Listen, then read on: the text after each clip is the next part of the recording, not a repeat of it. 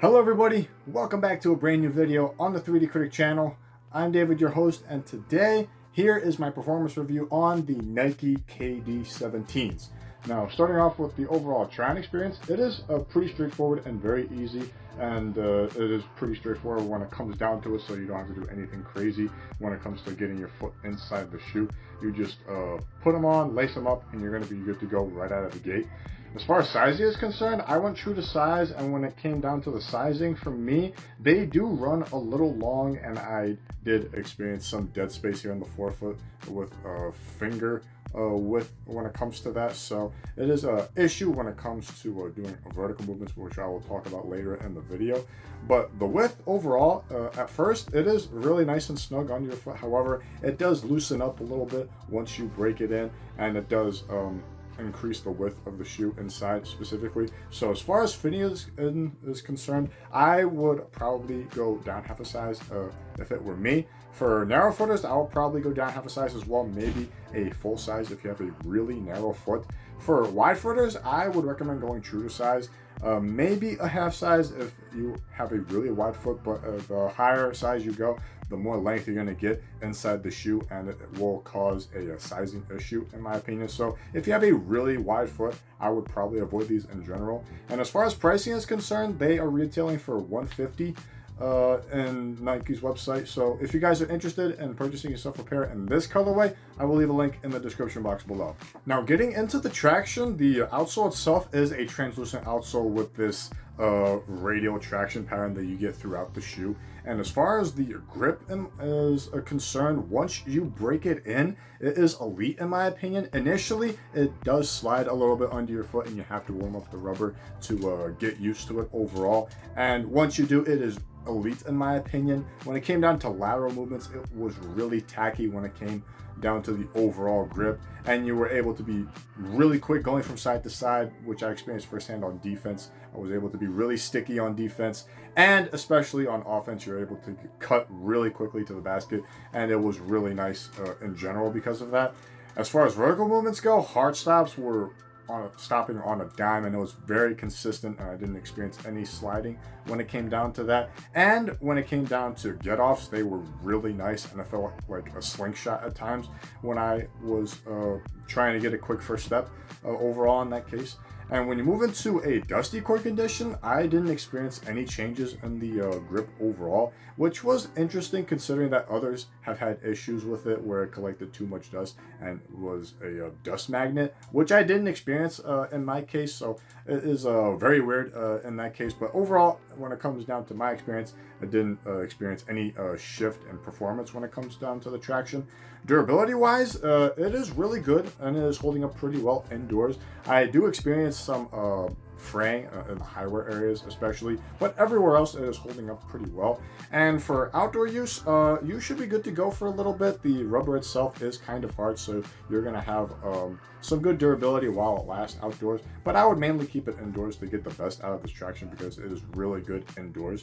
So overall, I really enjoyed this traction setup overall. Once you break it in, it is one of the best that you're going to get, and it is a slight upgrade to the KD16s in general, so it is really good overall, and I really enjoyed how grippy the traction was in general. So for the cushioning, it is pretty much the same to the KD16s, but a little different in the forefoot, because in the forefoot you do get the same air zoom unit, but you do get a plastic strobo unit right on top of it. And as far as overall forefoot cushioning is concerned, it is pretty good and pretty much the same as the 16s. It has a nice responsiveness under your foot, and it is also very lively. That way you are very jumpy under your foot, so you do get a nice reactive cushioning setup under you. And as when it comes to overall bounce, it is pretty good too. You're able to generate enough air under you, that way you're going to get a nice diving board like effect, but it is not as bouncy as the 16s, mainly because of the lack of a midfoot shank in the 17s compared to the 16s. I did find it to be a little more bouncy in the 16s compared to the 17s. And as far as heel cushioning goes, it is the same with the Air Strobo unit as well as the Cushline midsole itself, but I did find it to be a little firmer in the 17s compared to the 16s, probably because it is a thinner Cushline midsole in general. So it is overall pretty good in the heel, and it has nice compression under your foot. That way it has really good impact protection when it comes down to heel strikes. And as far as fluidity goes, it is nice and fluid, and it is a little snappy, so you're able to get really quick heel to toe transitions. That way you're able to go up and down the court really fast in these, just like in the 16s. So overall, forefoot cushioning is nice and responsive and bouncy, but not as bouncy as the 16s. And heel cushioning is pretty good, but not as mushy as the 16s in my opinion. Now, when you get into the materials, the overall build of the shoe itself is entirely made out of engineered mesh with these plastic panels that you get on the lateral and medial sides, which are inspired by the Nike Air Max Plus. The tongue itself is completely made out of mesh with this leather that you get on the top and back half of the shoe, where you get this nice padding in the heel. And overall comfort, it is really comfortable in my opinion. The mesh in the forefoot is nice and flexible, that way you won't experience any pinching. As well as the tongue, the midfoot has some nice padding. However, after several hours, the laces do dig into your foot a little bit, so be mindful to adjust them a little bit so that it won't pinch on you. But overall, it's pretty comfortable nonetheless. Padding on the back is pretty average, but it is still pretty comfortable regardless of the overall feel, and I didn't have any issues with that in general. As far as aesthetics go, it's pretty cool. It's very vibrant when it comes to the overall colors, and it is inspired by the Air Max Plus, which I'm not really a fan of, depending on the colorways in general. But it does look pretty nice, and when it comes to the overall looks. However, the plastic does get scuffed very easily, as you can see in the forefoot section right here. And as far as other things, I like the KD Prism panel that you get on the tongue. It looks sick overall in my opinion. The KD signature on the back looks cool, but I don't like how it's rotated to the side. I prefer it to be right side up in my opinion, but it's pickers be choosers, I guess. Overall, it's pretty good when it comes to overall materials, but it is a slight downgrade compared to the 16s, where you do get the same mesh, but you also get synthetic leather materials in general. Now, when you get into the lockdown, when it comes to the forefoot lockdown specifically, it is a little sloppy due to the fit of the overall shoe. You do get some dead space in the forefoot, and you do slide a good bit when it comes to doing hard stops. And when it comes to the width of the shoe, when you break in the materials, it does become a little roomy, and you do slide a little bit when you're doing side-to-side movements. So overall, it was a little sloppy in the forefoot in general once you break in the materials.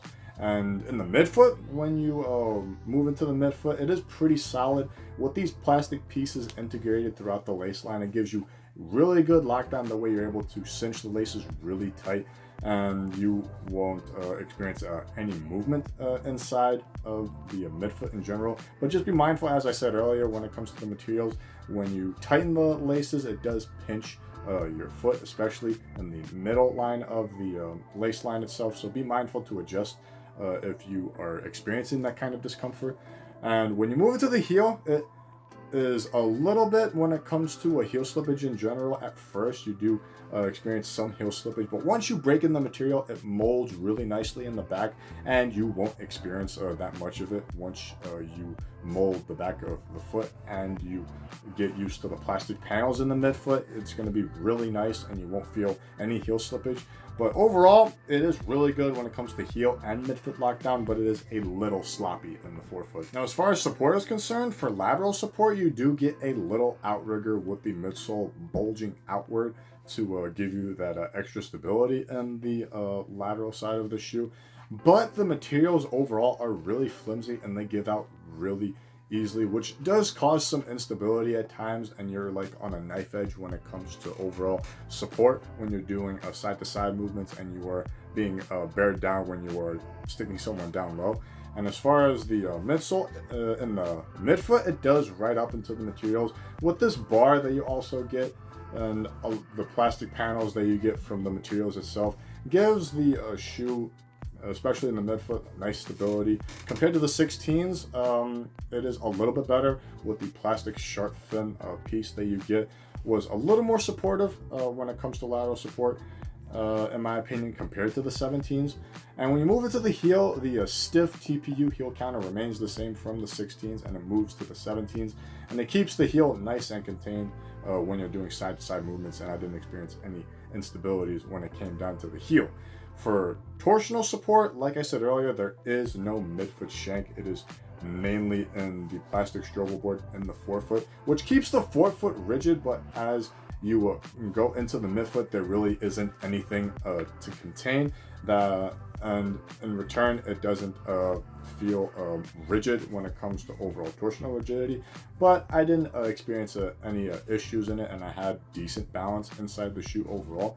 However, when it comes to the base of the shoe, it is really nice and wide, and it is flat. That way you have a nice flat platform to land on, and you are nice and planted on the floor, especially. That way you won't have any instabilities in that case, and you are sure-footed when you're playing these, which I've experienced too. So overall base is nice, wide, and flat at the end of the day. But as far as overall support, they're just borderline getting the job done, in my opinion, and they're around the wheelhouse of the 16s too in that case. But overall, it's pretty good, and it gets the job done at the end of the day. So to sum up the KD17s, in my opinion, it is a really good shoe if you give it the time to make it good, because overall, when it comes to traction, at first it does slip on you a little bit, but once you break it in, it is one of the best that you're going to get. Cushioning is really good and really comparable to the 16s. If you like the 16s cushion, you're gonna like the 17s cushion, in my opinion. Once you break it in, it is responsive, bouncy, and has decent impact protection at the end of the day.